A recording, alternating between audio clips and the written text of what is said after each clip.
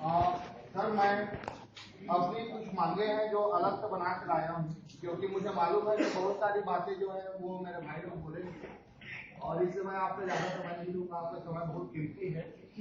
तो सबसे पहली बात यह है कि जो एमपी है मध्य प्रदेश, जिससे हम अलग हो गए, एक अलग राज्य बना हमारा छत्तीसगढ़, वहाँ माननीय शिवराज सिंह चौहान जी को मैं बधाई देना चाहता हूँ। जो मतलब जहाँ पे दोनों मतलब शासन काल में जैसे आपका भाजपा वहां भी बैठा हुआ है और यहाँ पे भी भाजपा का शासन चल रहा है, लेकिन उनकी काम की तारीफ करूंगा कि वहाँ 3 साल सेवा अवधि के उपरांत भी लोगों को सुनिश्चित वेतनमान प्रदान किया जा रहा है। सही बात है। जबकि हमारे यहाँ 8 साल की सेवा अवधि के बाद ये वेतनमान दिया जा रहा है।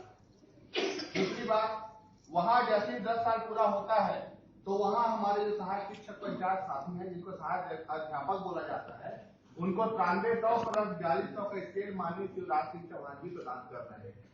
तो मैं विशेष रूप से चाहूंगा सर कि आप इस पे गौर करें, क्योंकि एक सहायक शिक्षक पंचायत 20 साल से एक विषय की बाध्यता को लेकर बोले या किसी और बात को लेकर बोले, उसी चीज पे नौकरी कर रहा है लगातार, उसके लिए किसी भी तरह का कोई मतलब रिलीफ नहीं है, कोई उसके लिए बात नहीं किया जा रहा है।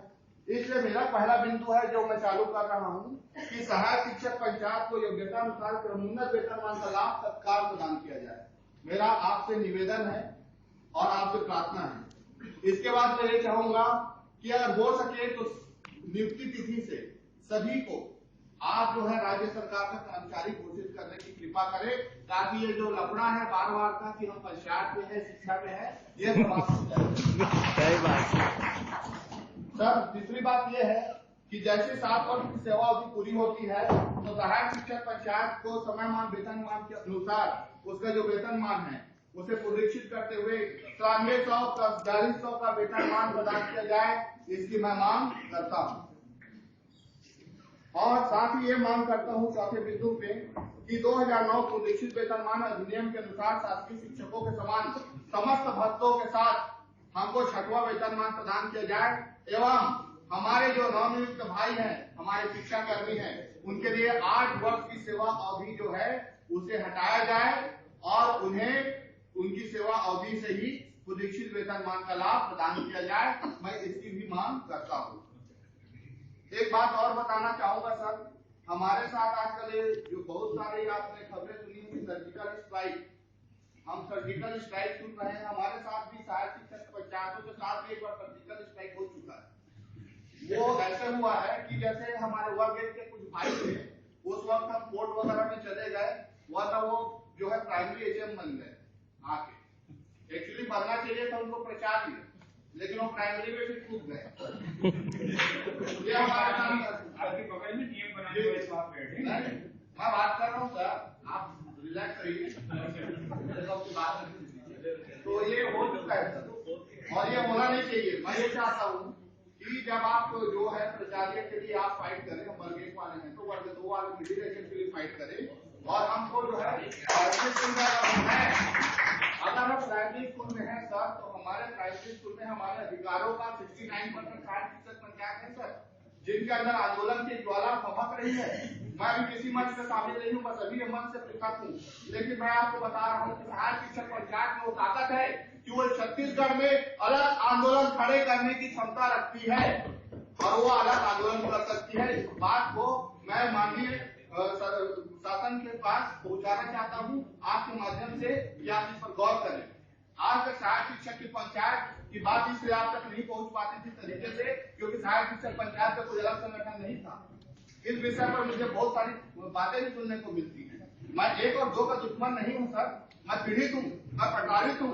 भूपेंद्र सिंह मनाफर स्वयं एक सहायक शिक्षक पंचायत शोषित है और शोषित होने के बाद मैंने संगठन बनाया और आज मुझे व्यापक समर्थन मिल रहा है। मैं ज्यादा मंत्रालय में चर्चा नहीं काटता, मैं ज्यादा किसी से मिलना नहीं आता, क्योंकि मुझे मालूम है कि मुझे किस वक्त पे क्या करना है।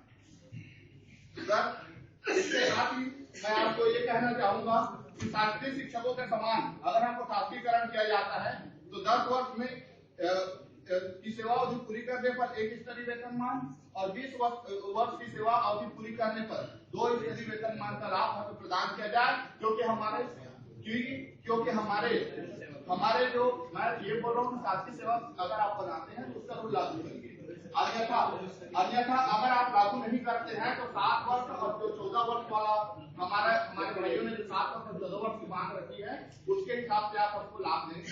दो समय वेतन मांग, एक 7 वर्ष में और दूसरा 14 वर्ष में, इसका समर्थन।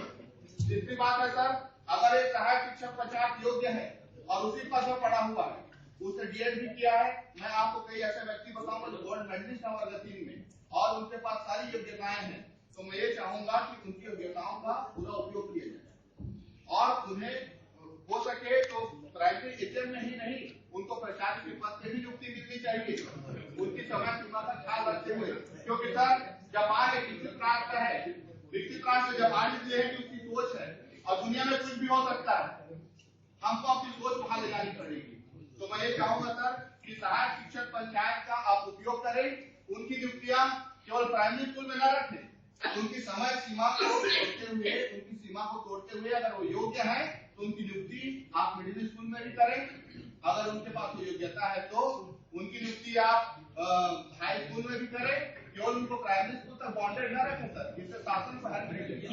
मैं ये चाहता हूँ इस पर कुछ संशोधन करें, नियम के अनुसार तक संशोधन हो सकता है, उसके लिए हमारा कैबिनेट है, आप बात पहुंचाइए वहां तक।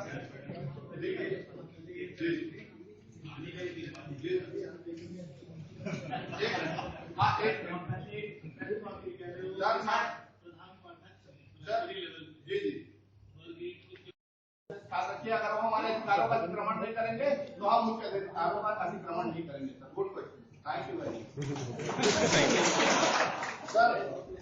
आगे मैं ये कहना चाहता हूँ, मेरी शासन से मांग है 8वें पॉइंट में कि हमको राज्य शासन के कर्मचारियों की जो पुरानी पेंशन नीति है जिस पर कोई ध्यान नहीं दे रहा है सर, जब एक विधायक 5 साल विधायक रहने के बाद लगातार भत्ते और पेंशन पा सकता है तो सर हमारी आर्थिक स्थिति तो अभी भी डामाडोल है सर। सब्जी भाजी के लिए भी प्रॉब्लम होती है, कई सारे चीजों के लिए प्रॉब्लम हो जाती है इतने वेतन में।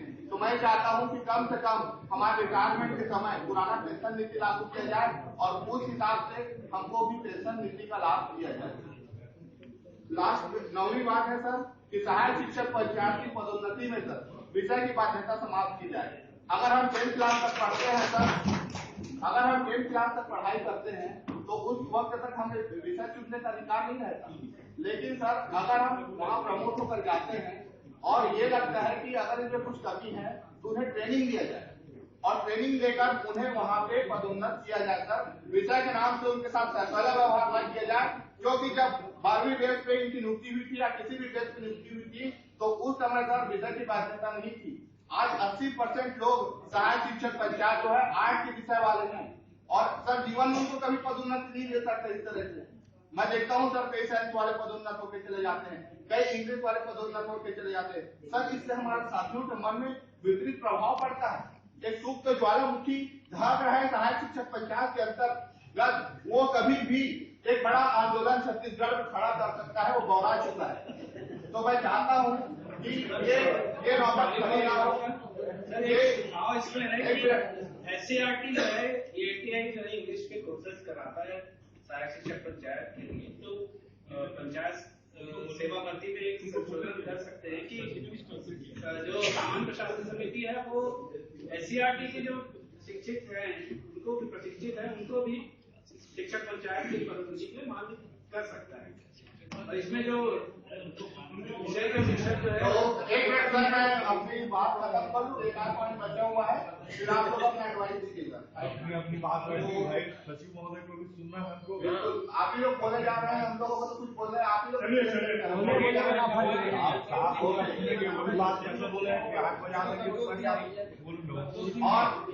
और मेरा मांग है, मैं भाई रंजीत मंडल जी सहमत हूं, उनका मांग लेके मैं भी आया हूँ कि माननीय धार से जनगणना वालों को सर अगर दूसरे को ध्यान रखते